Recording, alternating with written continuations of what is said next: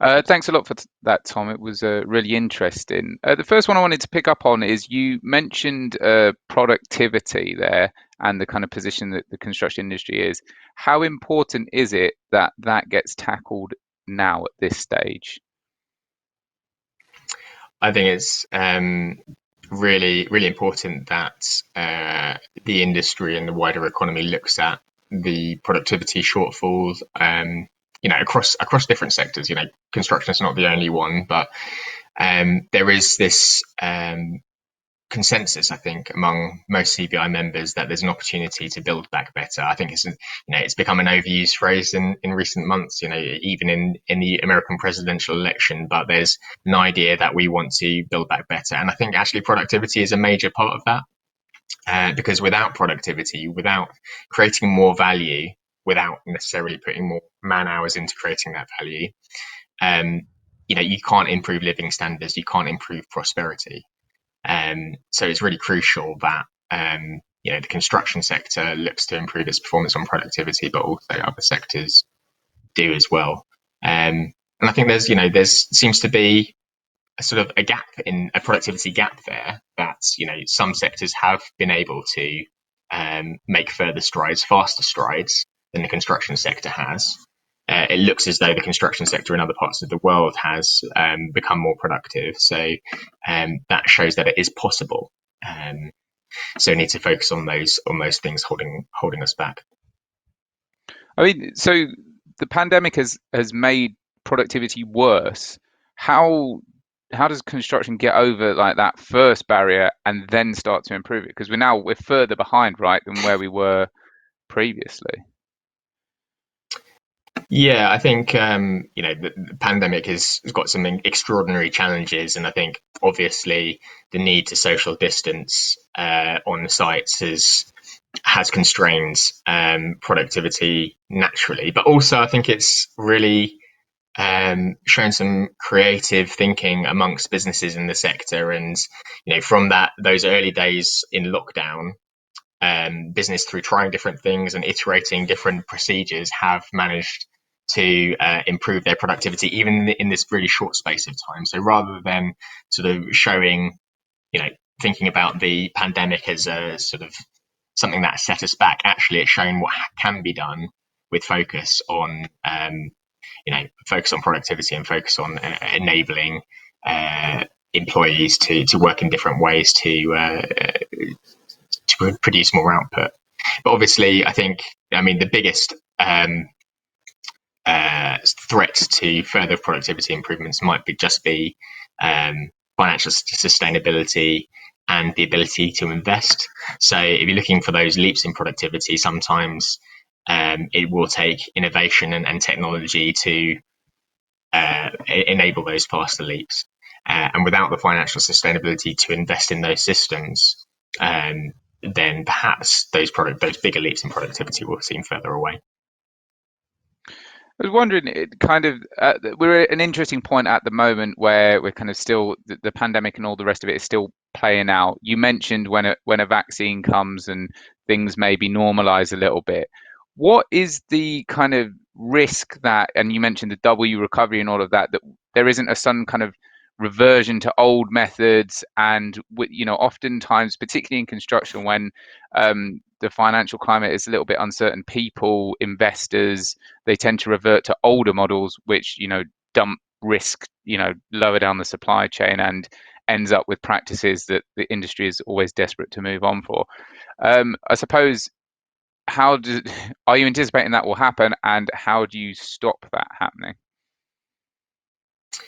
Um, I yeah, I hope that does not happen. I think I could go on the anecdotal evidence that we've had from members across the economy, and there does seem to be a determination for change and for making the most of the crisis, and that being an inflection point to actually stimulate some change in behaviours. Um, I think one of the things that might uh, obviously we're going to going into a period of higher unemployment than previously as well. Um, so actually, almost perversely, that might count against some of those productivity improvements that we were looking to achieve, because if labour was scarce, then there had to be investment in technology to improve output. If labour is more available, then there could be a tendency um, to revert to sort of putting more manpower to produce more output. So that's one of the things that obviously we need to look at.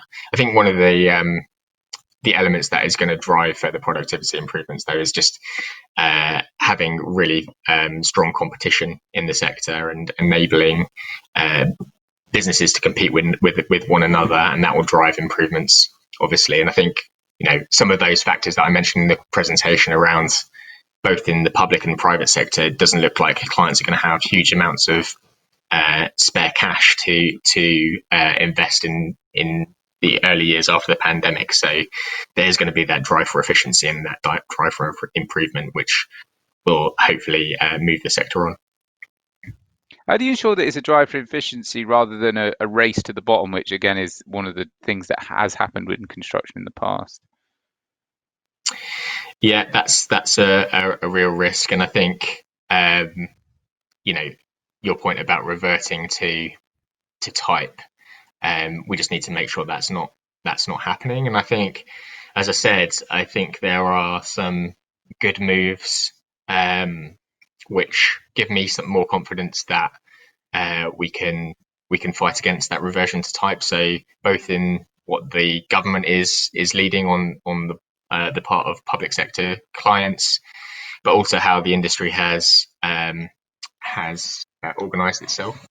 So, for example, on the public sector side, the move towards establishing the construction playbook for commercial behaviours, I think, really embodies some of the things that we were looking to achieve in terms of looking at whole life value rather than racing to the bottom on costs, different procurement processes which are favoured by the industry and enables them to show their expertise early on in the process and really have a bearing on that. So that's, I think that's worked well in the outsourcing sector, in the outsourcing playbook. We'll see when the construction playbook is launched and whether that can sort of bear the same results. I think it's particularly important that doesn't just apply to central government organisations, but can also be embedded through local authorities, local health trusts, those kind of organisations as well, to make sure that it's properly embedded throughout the public sector. And also, I think the other thing is just that the private sector collaboration that we've seen through the Construction Leadership Council. I think we've seen the industry speaking with one voice more than ever before. And I think that helps in making sure that some of the behaviours that contributed to that race to the bottom on the industry side are also impacted. You mentioned with technology, it's not necessarily a case of you just add technology and things improve. I was wondering if with construction, do you think it's the culture within the sector, or do you think it's the structure that exists that needs to shift to move to make that technology be effective? What do you mean by the structure of the sector? I What's suppose the what business relationships that exist, big complex supply chain, very low margins, the kind of typical relationships that you have.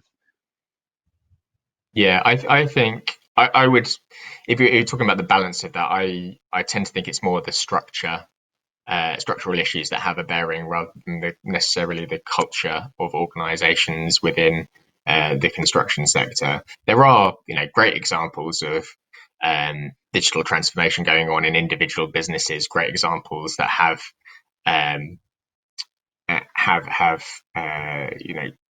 borne fruit in terms of more productive and efficient construction in recent years. But I think that the issue is that they are not embedded through all companies, and they tend to be sort of one-off projects rather than the norm.